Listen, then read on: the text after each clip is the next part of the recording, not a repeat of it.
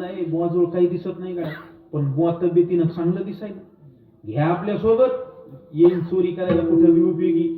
महाराज हे 4 जण तुकोबारायांना 5वं घेतलं सोबत. महाराज 5वं तुकोबाराय म्हणले चला तर चला.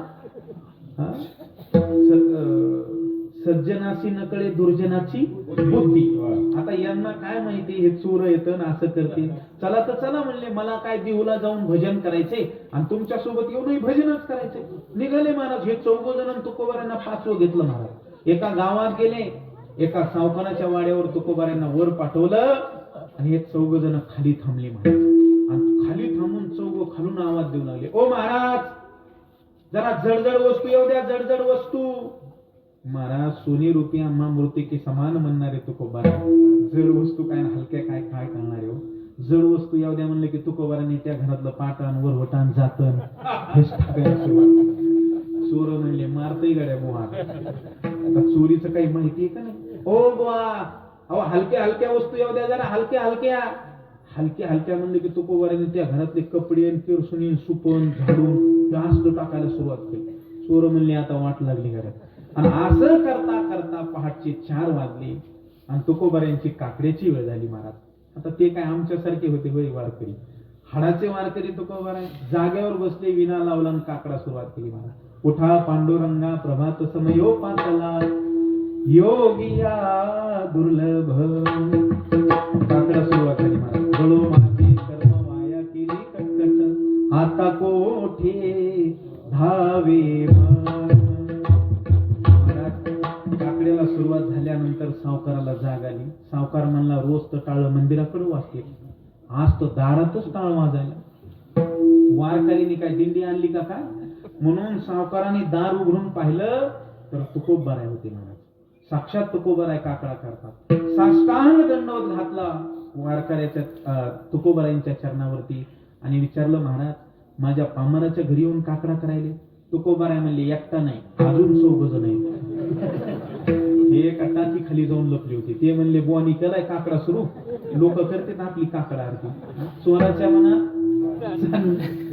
टाकी खाली जाऊन लपले. महाराज त्यांना पकडून आणलं. रात्रीचा सगळा वृत्तांत तुकोबारायांनी सावकाराला सांगितला. राग आला सावकाराला, अरे सज्जन माणसाला त्रास देता. महाराज काय शिक्षा करायची या चोरांना. तुकोबाराय म्हणले त्यांना शिक्षा नाही करायची, त्यांना एकच शिक्षा करा, त्यांना जेवण बनवा आणि पंचपक्वान्नाचं जेव घालून दक्षिणा देऊन त्यांना वाट लावा.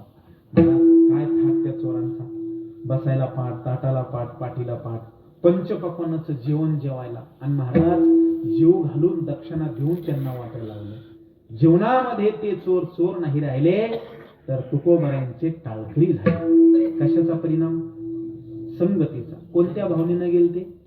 चोरीच्या भावनेनं गेलते. पण आर्दक्षेन घडता संतांची संगती तेने ओ एक शांती महात्मा.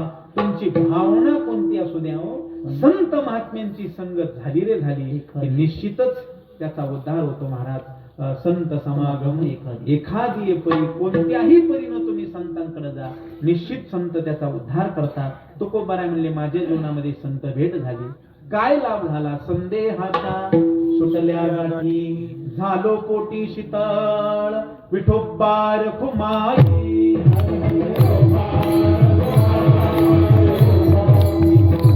मिनिट आपलं कीर्तन संपलं आता. महाराज पण कीर्तन सुरुवातीपासून पाहतो. मृदंगाचार्य एवढे जीव तोडून वाजवतेत, आमची गुणवान मंडळी एवढे जीव तोडून म्हणायलेत. मीही तुम्हाला एवढं पटवून देण्याचा प्रयत्न करतो. तुमच्या काही दिंडीच्या देखाल धक्का नाही. गुप्त दिलंय का आम्हाला? गुप्तच म्हणतात ना? गुप्त नाही, इकडं गुप्तची आहे का नाही? काही भागात गुप्त म्हणते, काही भागात उदड म्हणते. तसं गुप्त राहू द्या ना, पण निदान 3ऱ्या हिस्सेने तरी राहू द्या ना. 3रा हिस्सा म्हणजे एक हिस्सा तुमच्याकडं, कोणता? भजनाचा. आणि खरं कीर्तन तुमचं असतं महाराज, आमचं नसतं. नाम संकीर्तन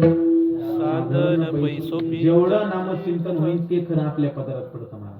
बरं आतापर्यंत मी तुम्हाला काही बोललो काही इमानदारीने सांगा.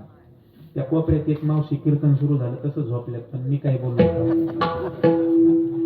तिकडे पाहू नका. उगा कोरडी दंबाजी केली, कोणी झोपलं नाही. पण आतापर्यंत मी तुम्हाला काही बोललो नाही. मग निदान जनाची नाही तर एक काम करा, पुरुष मंडळी हात वर करा. का हात वर?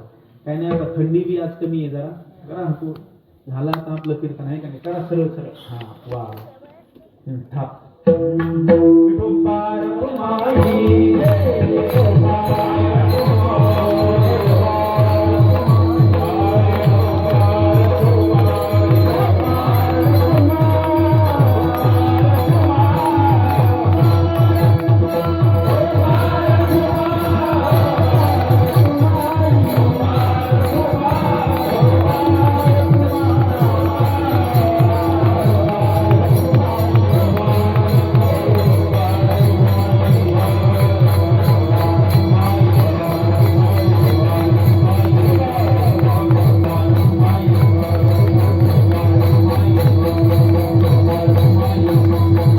माई, लगेच गुंडळून ठेवले. असं सुंदर भजन केलं. महाराज सांगतात, आमच्या जीवनामध्ये संत भेट झाली, संदेहाच्या सुटल्या गाठी, पुन्हा काय लाभ झाला? भव नदीचा झाला तारा, या उत्तरा प्रसादे.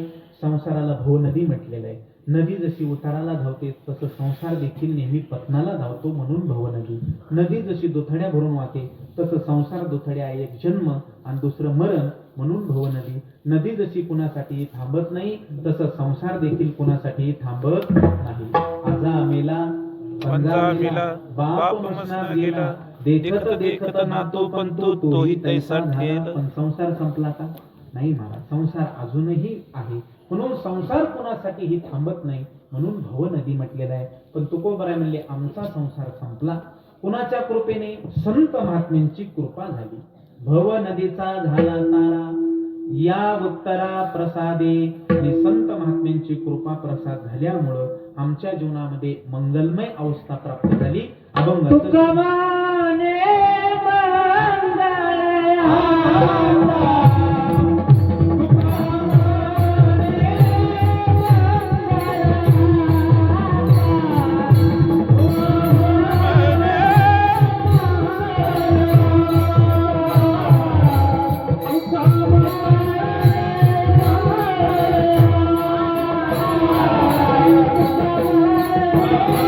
Thank you.